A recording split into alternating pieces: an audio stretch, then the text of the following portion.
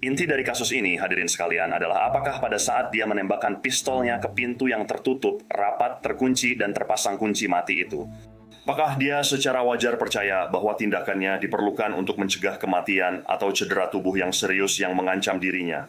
Hampir mustahil untuk menggambarkan semua cara Susan telah menghancurkan hidup kami. Film dokumenter The Perfect Neighbor kini menjadi program nomor 1 di Netflix Amerika Serikat.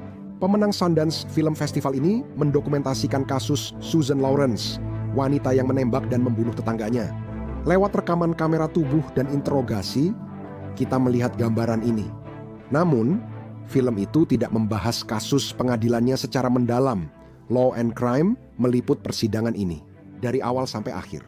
Kami akan membahas pernyataan pengacara, kesaksian saksi penting, dan proses penjatuhan hukuman yang emosional.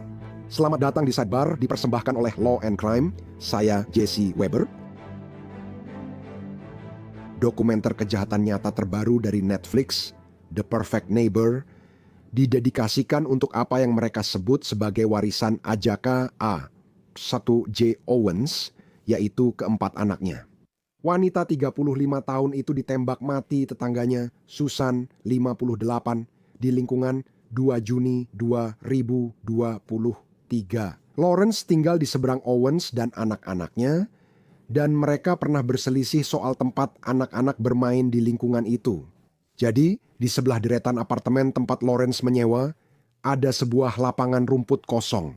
Anak-anak tertarik ke sana, bermain kejar-kejaran, melempar bola futbol, dan berperilaku seperti anak-anak. Tapi, seperti yang kamu tahu, dengan anak-anak kecil yang ribut pasti ada banyak suara bising. Dan ternyata, Lawrence sama sekali tidak suka itu. Meskipun tak punya hak atas area itu, dia tetap sering memarahi anak-anak yang bermain dan berisik di sana. Dia beberapa kali melibatkan petugas Marion County, menelepon untuk melaporkan anak-anak yang dianggap menerobos atau mengganggu ketertiban. Beberapa bulan sebelumnya, ketegangan Lawrence dan Owens memuncak saat Lawrence menelepon 911 karena Owens melempar papan larangan masuk ke arahnya. Di rumah, saya bekerja di bidang asuransi dan anak-anak berteriak-teriak, jadi itu sangat sulit bagi saya. Benar, ini apartemen saya di sini, mereka semua ada di depan. Sungguh kami bisa mendengar suaranya keras. Ini berlangsung lama karena anak-anak ini mengejar anak-anak lain. Ya. Tapi ketika mereka datang ke samping sini, saya benar-benar tidak bisa mendengar klien saya. Itu tidak adil untuk saya. Ya, saya mengerti. Kamu tahu kan, untuk membuat orang menjadi point dan cek, Saya mengerti. aku cuma maaf, jantungku berdebar-debar. Nggak apa-apa, tenang saja, tarik napas dulu. Aku nggak tahu dia bakal benar-benar bersikap fisik padaku. Tanda itu, Iya, aku lagi ngidam. Tapi itu nggak keren, kamu nggak boleh kasar. dia baru saja melemparkannya. Oh, dia melemparkannya ke arahku. Maksudku, dia memukulku. Para deputi, mereka juga berbicara dengan Owens, yang rasa frustrasinya terhadap seluruh situasi ini benar-benar terasa jelas. Lucu karena aku adalah orang yang tidak pernah keluar rumah dan mengatakan apapun kepadanya. Tapi hari ini aku kebetulan merasakan hal itu. Pertama kali dia pindah ke ruang terbuka besar di sini. Semua anak-anak suka bermain kickball dan sepak bola di ruang itu. Dia bilang, aku tidak mau kalian bermain di. Saya seharusnya tidak, jadi mereka tidak main dengannya. Saya bilang ke anak-anak saya, Tidak bisa membiarkannya. mereka bermain sepanjang. Kami punya anjing yang selalu mengambil foto anak-anak saya. Oh, ayolah. Selalu marah pada anak-anak. Jadi aku sudah bilang, jauhi tempat itu, jangan lakukan apapun. Jadi kami punya seekor anjing. Anak-anak saya membawa anjing itu keluar. Beberapa hari lalu, dia berkata pada anak saya akan membuatmu ditangkap dan masuk penjara. Anak saya yang baru 8 tahun, jadi ketakutan, dan sekarang tak mau lagi mengajak anjing jalan-jalan. Oke, jadi dia takut. No, lebih parah, dia tidak mau lagi ajak anjing jalan-jalan. Saya punya ruang tamu, lalu bawa anjing keluar. Jadi dia sedang mengajak anjing jalan-jalan di sisi ini. Sekarang kamu tinggal di sisi yang ini. Oke, kamu tak mau dia di sini, tapi ini area bersama, jadi kamu tak bisa melarang mereka lewat di sini. Dia mengajak anjing jalan-jalan dan sudah dekat pagar. Saya berdiri di sini untuk ponsel saya. Dia keluar ke mobil melihatnya. Saya bilang, kalian mau saya laporkan ke polisi. Saya akan bilang kalian ditangkap. Dia mengeluarkan ponsel, mengambil foto, lalu mencoba lari menyeberang jalan. Saya pun bertanya, maaf, apa yang kamu katakan padanya? Saya datang dan berkata, ini barang saya, anjing tidak boleh di sini. Saya bilang, kamu sudah di sini, Brian. Nah, dia di sini. Kamu tak kenal aku, darahnya pun di sisi ini. Kamu tak mau lihat mereka dan sedang berlomba dengan ini. Maksud saya di sini mereka lari ke sana. Kamu tidak bisa menyuruh mereka, mereka tidak di ruang pribadimu, tidak bisa jalan-jalan dengan anjing atau melempar bola ke arahmu. Dan para tetangga Owen mendukungnya. Ini bukan hanya lapangan terbuka. Kamu tahu, itu milik kedua properti. Kamu mengerti maksud saya. Anak-anak ingin bermain di sana. Apapun itu. Dan itu yang terus saya katakan padanya. Hei, selama kamu tidak masuk pintu, jangan melempar batu atau memaki dia. Tidak apa-apa, dia bebas menelepon polisi kapan saja. Dan saya pernah mencoba berbicara dengannya suatu hari, karena kami semua sedang bermain di sini. Kamu tahu, anak-anak bahkan melompat-lompat. Saya bilang, baiklah, ayo pergi. Dia berkata, hei, tahu apa? Suatu saat kalian akan mati. Tapi sayangnya, ketegangan yang memanas ini mencapai puncaknya hanya beberapa minggu kemudian. Lawrence menghadapi anak-anak Owens sebelum mengambil sepatu roda dan melemparkannya ke Owens hingga mengenai kaki putranya yang berusia 10 tahun. Dan ketika anak laki-laki ini lari, dia tampaknya meninggalkan sebuah tablet yang menurut laporan diambil oleh Lawrence. Sementara anak-anak Owens pergi memberitahu ibu mereka tentang apa yang telah terjadi. Lawrence menelepon 911 dan melaporkan bahwa anak itu mengancam akan memukulnya. Dia takut nyawanya terancam karena mereka masih di luar. Sekarang Owens yang sangat marah tak hanya berteriak pada anak-anaknya, tapi juga melempar sesuatu ke salah satu dari mereka. Dia menyeberang jalan, mengetuk pintu Lawrence keras-keras, menuntut agar dibukakan dan diajak bicara. Lalu, apa yang Lawrence lakukan? Dia menembakkan pistol melalui pintu logam yang terkunci mengenai Owens sekali di dada. Owens ambruk, masih menunjukkan tanda-tanda kehidupan sebelum dia dilarikan ke rumah sakit. Tapi harapan bahwa dia mungkin bisa selamat itu hanya sesaat. Itu berujung pada momen memilukan yang terekam di kamera tubuh. Ini benar-benar hari yang sangat buruk. Sesuatu yang buruk terjadi. Hei kalian semua, kalian sudah lihat, kalian paham, kalian juga pernah mengalaminya kan? Oke.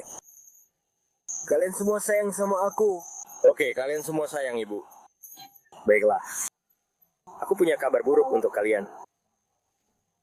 Ibu tidak akan kembali lagi. Ayo, Paul, ayo. Tidak. Kemari, ayo ke sini. Dengarkan aku. Tidak, aku tahu. Oke. Sudah Gabriel, aku tahu. Aku tahu. Maaf. Aku benar-benar minta maaf. Aku benar-benar minta maaf.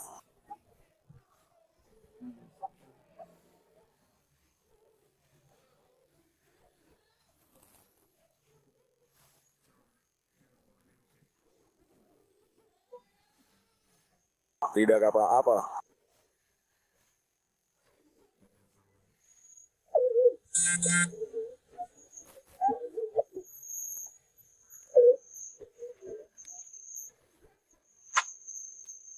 Oke.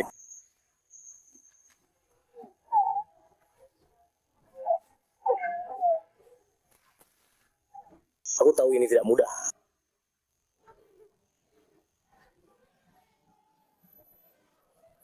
Saat Lauren ditahan malam itu, dia langsung dibebaskan.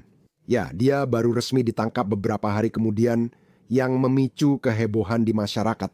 Selama waktu itu, dia menjalani beberapa wawancara dengan detektif yang mencoba mendapatkan ceritanya. Jadi apa yang terjadi malam ini? Itu yang mengarah pada kesimpulan. Ya, kupikir anak-anakku pulang, jadi mereka pulang, lalu tiba-tiba dia keluar dan dia mengetuk pintuku dengan keras. Aku bilang, pergi, aku tak mau urusan denganmu malam ini. Dia lalu mengetuk keras sampai semuanya bergetar. Aku bilang kamu harus pergi, lalu dia berkata akan membunuhku dan terus mengetuk keras. Nah kamu tahu, saya merasa sejak dia benar-benar lari ke arahku, semuanya jadi makin buruk saja. Aku bingung harus berbuat apa padanya. Dia mengetuk sangat keras hingga semua orang di pintuku seperti akan terlempar. Saat itu aku panik. Dan aku berpikir, ya ampun, dia benar-benar akan membunuhku kali ini, tahu? Aku bahkan tidak ingat mengambil senjata, hanya ingat menembak. Kamu tampaknya tidak menunjukkan penyesalan atas apa yang terjadi hari ini. Ya Tuhan, ini benar-benar membuatku mual. Aku tidak tahu, aku tidak bisa mengubahnya. Itu sudah terjadi dan berlalu. Aku bingung harus apa. Ini hanya mungkin akan ditutup lagi. Lawrence ditangkap dan didakwa pembunuhan karena kelalaian senjata api, kelalaian yang dapat dihukum, penganiayaan, serta 2 tuduhan penyerangan.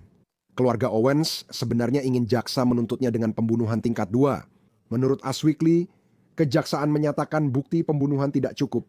Sekarang, Lawrence, dia di sidang Agustus 2024 WCJB melaporkan tuduhan lain dibatalkan. Jadi, yang tersisa hanya tuduhan pembunuhan, tanpa sengaja. Dia juga terlihat sangat berbeda, tampaknya jauh lebih kurus sejak penangkapannya. Pengacara Lawrence berargumen soal pembelaan diri sehingga memicu perbincangan tentang hukum stand your ground di Florida, bukan? Hukum stand your ground. Kita tahu Anda tidak punya kewajiban untuk mundur. Anda bisa bertahan di tempat. Anda bisa menggunakan kekuatan mematikan jika diperlukan. Jaksa Adam Smith menyatakan dalam pembukaannya bahwa menembak senjata adalah tindakan ceroboh dan tak perlu di sini.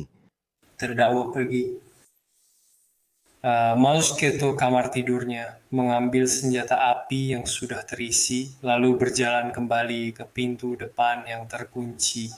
Dan polisi sedang dalam perjalanan seperti yang sudah diberitahukan kepadanya. Dia mengarahkan senjatanya ke pintu, menembakkan 1 peluru ke tengah pintu, menembak dan membunuh Nona Ajigo.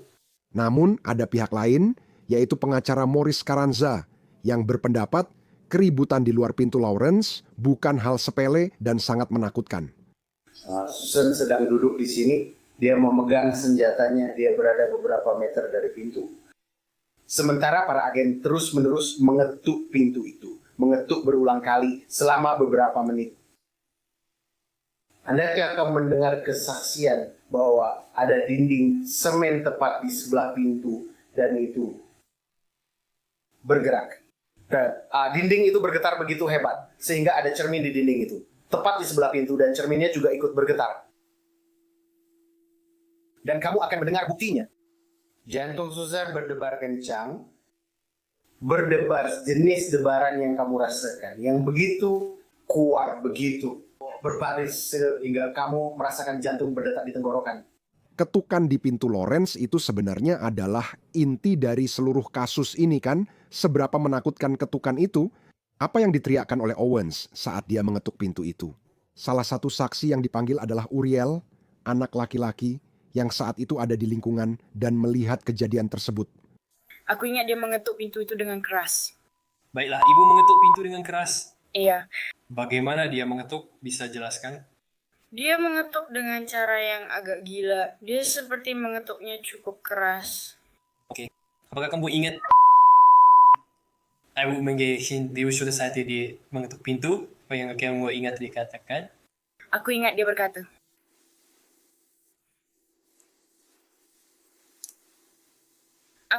berkata, buka pintu ini. Oke, apa kamu ingat? Ibu mengumpat semua orang di depan pintu? Iya. Oke, kamu ingat apa yang dia katakan? Iya.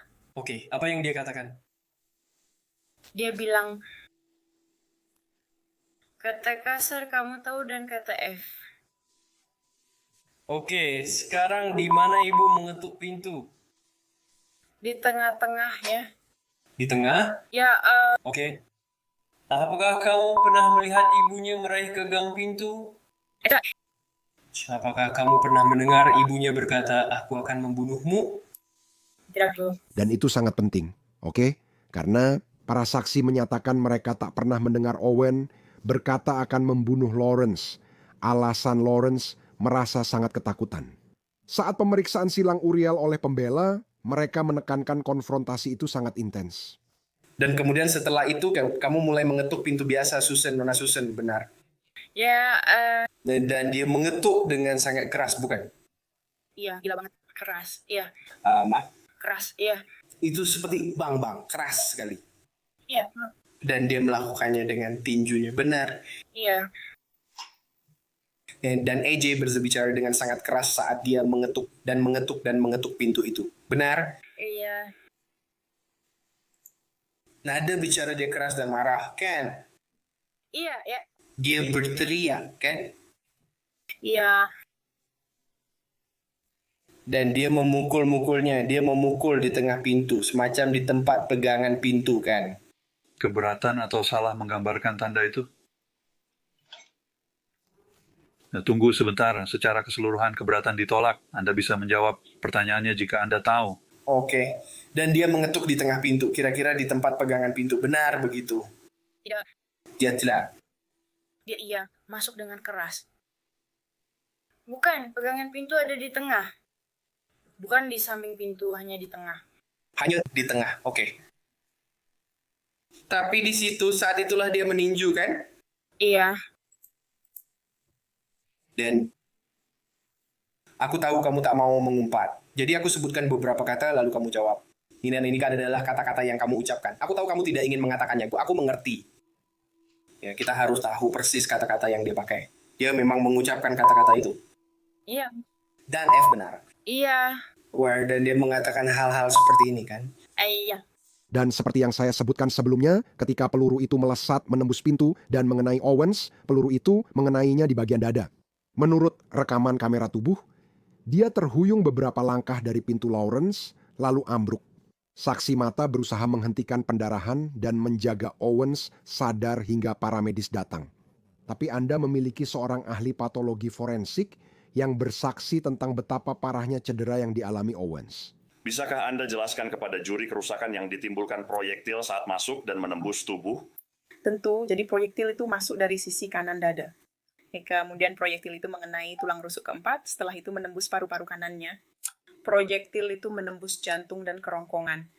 Proyektil itu juga menembus aorta, lalu menembus diafragma, limpa, dan akhirnya ditemukan di area perut kiri bawah.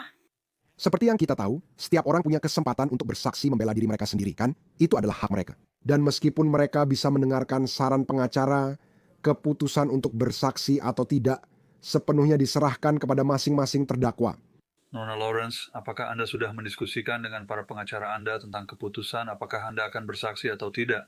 Ya, saya sudah. Perlu waktu tambahan untuk mendiskusikan keputusan itu dengan mereka? Tidak. Apakah mereka memaksa Anda membuat keputusan?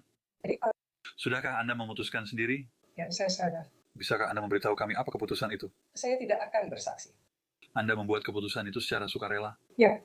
Oke. Jaksa dan pembela telah menyelesaikan kasus, lalu menyampaikan argumen penutup. Dia marah, anak-anak berisik, dan dia mengakui telah melempar sepatu roda seperti yang kita lihat di foto. Baru saja Mas Stephen Gomberry, operator 911, bahwa dia muak dengan anak-anak itu. Jadi kata-katanya adalah, mereka menggangguku, mereka tidak mau berhenti. Dia tidak takut, dia marah. Kamu mendengar nada suara di panggilan, 911 operator bertanya, apakah Anda dalam bahaya? Dia menjawab, tidak. Aku mengunci pintuku. Dia mengunci pintu besinya. Kita tahu dari panggilan darurat, kunci utama sudah terpasang. Kita tahu dari wawancaranya dengan para detektif, kunci pengaman juga sudah dipasang. Ya, jadi saat ini dia berada di balik pintu logam yang tertutup rapat dan terkunci dengan kunci pengaman. Pintu logam standar, tebalnya sekitar 1 inci atau 3/4 inci. Dia di balik itu di rumah beton miliknya. Nyonya Owens dengan jelas menyampaikan kepada terdakwa bahwa dia ingin terdakwa keluar dan menghadapi situasi ini. Jika Nyonya Owens ingin masuk ke rumah itu, yang perlu dia lakukan hanyalah mengambil sesuatu dari teras. Gelar ratu ornamen Santa kecil yang ada di sana, lemparkan melalui pintu kaca geser, pecahkan pintunya, dan masuk ke dalam. Dia melakukan itu bukan untuk masuk rumah, tapi agar terdakwa keluar dan menghadapi situasi bersama anak-anaknya. Bahkan dalam dirinya, dalam wawancara terdakwa dengan para detektif, dia ditanya apa hal pertama yang keluar dari mulut Nyonya Owens. Dan terdakwa berkata, Nyonya Owens pertama kali berkata, saya ingin bicara dengan Anda, karena Anda berbicara dengan anak-anak saya. Saya tidak suka cara Anda berbicara dengan anak-anak saya. Jika Susan Lawrence dia berada di sebuah tempat tinggal di mana dia berhak berada, dia tidak memiliki kewajiban untuk mundur. Selama persidangan, Tuan Smith telah menanyai beberapa saksi. Apakah Susan menembak dari belakang sana dekat kamarnya? Apakah dia menembak dari belakang meja dapur itu atau dari belakang dapur itu? Ya, itu tidak ke masalah karena dia tidak punya kewajiban untuk mundur dan dia bisa bertahan di tempatnya saat dia berada di rumahnya jika dia menghadapi bahaya yang mengancam. Bagian penting lainnya dari ini adalah jika dia secara wajar percaya, dia secara wajar percaya. Kita tidak menilai Susan Lawrence berdasarkan pengalaman hidup kita di ruang sidang ini. Ya, bukan apa yang akan saya lakukan atau Tuan Boxman atau Tuan Smith akan lakukan dalam keadaan itu. Ini insting api yang diyakini Susan Lawrence secara wajar. Ya, yang diperlukan untuk mencegah. Kata yang sangat penting itu mencegah.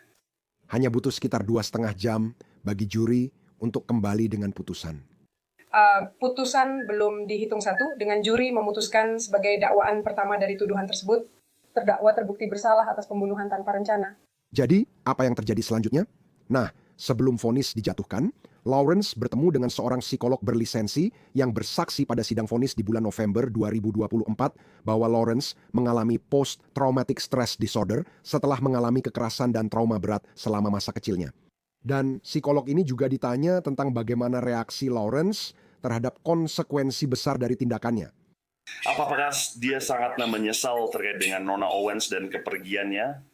Kepada saya, dia mengungkapkan, terutama pada 2 kali terakhir saya menemuinya, bahwa ketika dia melihat ini secara rasional, benar, dia mengatakan itu kepada saya. Sekarang saya sadar dia seperti induk beruang yang merawat anak-anaknya, dan begitu saya memandangnya kini, tapi itu bukan yang saya lihat hari itu. Ibu Owen, yang telah menjadi suara yang kuat dalam menyerukan keadilan dalam kisah ini, memberikan pernyataan yang mengharukan atas nama keluarga. Nama saya Pamela Diaz. Saya adalah ibu dari Ashika Owens yang ditembak lalu dibunuh oleh Susan Lawrence. Saya berdiri di hadapan Anda dengan beban untuk mengungkapkan dan menyampaikan betapa dalamnya kesedihan kami dan trauma yang ditimbulkan Susan Lawrence dalam hidup kami.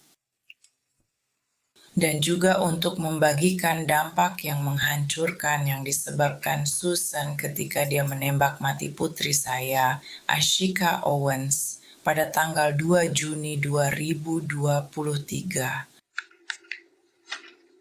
Hampir tidak mungkin untuk mengungkapkan semua cara Susan telah menghancurkan hidup kami. Sekarang, Lawrence mungkin memilih untuk tidak bersaksi membela dirinya sendiri selama persidangan. Tetapi dia jelas punya banyak hal untuk dikatakan saat penjatuhan hukuman. Berbicara hampir selama 15 menit. Wanita ini terus mengejar saya. Saya menjadinya karena saya sedang menyiram tanaman saya dan dia berkata, oh ada nenek-nenek kulit putih gila. Saya bilang, kamu tak bisa sembarangan menyebut orang gila. Itu benar-benar tak masuk akal. Saya terus mencoba berbicara padanya, tapi dia kembali menyerang saya secara verbal dan menuduh saya memanggil anak-anaknya dengan sebutan rasis. Saya bilang, tidak Bu, saya tidak melakukannya. Tapi dia justru makin marah setiap saya menyangkal. Akhirnya saya bilang, saya takut. Dia berubah dari sangat santai jadi seperti ini. Saya bisa melihat urat lehernya mulai menonjol. Nadinya benar-benar mulai, kamu tahu, berdetak cepat. Saya pikir dia pada akan memukul saya di jalan Jokowi. Jadi saya berkata, oh dengar, saya minta maaf ya kalau itu yang kamu pikirkan. Saya benar-benar minta maaf. Saya tidak bermaksud menyinggung siapapun. Saya tidak mengatakannya, tapi saya minta maaf. Saya berjalan pergi, dia mengikuti satu langkah di belakang hingga ke apartemen saya. Sampai saya membanting pintu tepat di depan wajahnya. Lagi, saya belum pernah ada orang yang melakukan sesuatu sejelas itu dalam hidup saya. Lawrence akhirnya meminta maaf kepada orang-orang yang hidupnya benar-benar dia hancurkan. Ya, mungkin sebaiknya saya bilang, semacam meminta maaf. Saya ingin menyampaikan pernyataan kepada ibu, anak-anak, dan teman-teman AJ. Dengan hati yang berat dan penyesalan yang mendalam, saya menulis surat ini kepada Anda. Pertama-tama saya itu sangat menyesal karena telah mengambil nyawa AJ. Saya tidak pernah berniat untuk membunuhnya. Malam ketika saya menembakkan pistol itu, saya bingung kenapa dia berteriak dan memukul-mukul pintu saya. Saya menceritakan firasat saya padanya dan telah memukulnya. Saya tidak bisa mengerti kenapa dia begitu marah. Dan dia benar-benar menakutiku. Sekarang setelah aku tahu dia memberitahunya bahwa aku memukulnya, aku benar-benar merasa sangat sedih. Bukan hanya ibu yang meninggal, tapi juga putri dan saudari. Aku tahu betapa sulitnya kehilangan orang yang kamu cintai dan memikirkan keluargamu. Bagaimana kamu bisa melihat orang itu? Bagaimana mungkin orang itu? Atau hanya berbicara dengan orang itu? Rasanya sangat hampa. Aku sangat berharap bisa kembali dan mengubah segalanya agar dia masih di sini. Aku rela menukar hidupku agar dia bisa berada di sini jika itu memungkinkan. Aku tahu kalian sangat berduka atas kepergiannya dan sudah mendoakan kalian serta keluarga selama masa ini agar Tuhan membantumu. Tidak ada yang itu bisa kulakukan yang akan mengubah hasilnya. Aku hanya bisa memberitahumu, aku sudah menangis dan aku merasa sangat buruk atas tindakanku. Tolong terima permintaan maafku yang tulus dan rendah hati atas tragedi ini. Hakim Robert Hodges tidak menahan diri saat mempertimbangkan hukuman apa yang seharusnya diberikan kepada Susan Lawrence, apa yang pantas ia terima karena telah membunuh Owens. Ketika saya melihat sifat pelanggarannya, Anda tahu, saya menemukan bahwa penembakan itu benar-benar tidak perlu dalam kasus ini. Nona Lawrence berada di balik pintu. Pintu itu terkunci. Dia sudah mencurigai penegak hukum. Mereka sedang dalam perjalanan. Dia tahu mereka sedang dalam perjalanan. Dia berada di posisi yang relatif aman. Entah kenapa dia masuk ke kamarnya dan menemukan sebuah pistol. Dia bisa saja tetap berada di dalam kamar dan menambah satu pintu terkunci lagi antara dirinya dan Nona Owens, tapi dia malah keluar lagi menempatkan dirinya di depan pintu. Dan saat dia menembakkan pistol melalui pintu, dia sebenarnya dalam keadaan aman. Nona Owens sebenarnya meski sudah mengetuk pintu keras dan mungkin sangat marah dengan situasi itu, tampaknya dia kebanyakan menuntut agar Nona Lawrence keluar yang menunjukkan bahwa dia tidak berniat masuk ke dalam rumah. Saat Nona Lawrence menembak pistol lewat pintu, dia tahu ada seseorang persis di balik pintu itu. Jadi yang akan saya lakukan di kasus ini adalah memutuskan apakah dia bersalah atas pembunuhan tanpa sengaja dengan senjata api. Menjalani hukuman 25 tahun di Departemen Pemasyarakatan. Kredit 538 hari biaya penuntutan dan denda masing-masing $100 plus biaya pengadilan. Semoga berhasil, Bu. Anda punya 30 hari untuk banding. Susan Lawrence sedang menjalani hukumannya di Lembaga Pemasyarakatan Homestead di Homestead, Florida. Ngomong-ngomong, dia melakukan wawancara di penjara dengan WCJB pada bulan September tahun ini dan tetap berpegang pada ceritanya. Termasuk tuduhan anak-anak laki-laki mengancam akan memukulnya dan Owens mengancam akan membunuhnya. Seperti yang saya sebutkan, para saksi mengaku tidak mendengar pernyataan ini. Situs web Departemen Pemasyarakatan Florida menyebutkan Susan Lawrence akan bebas pada 8 April 2048. Dan itu saja yang bisa kami sampaikan untuk Anda saat ini di Sidebar. Terima kasih banyak sudah bergabung bersama kami semuanya. Jangan lupa berlangganan di YouTube, Apple Podcast, Spotify, atau platform podcast lainnya. Ikuti saya juga di X atau Instagram. Saya Jesse Weber. Sampai jumpa lagi.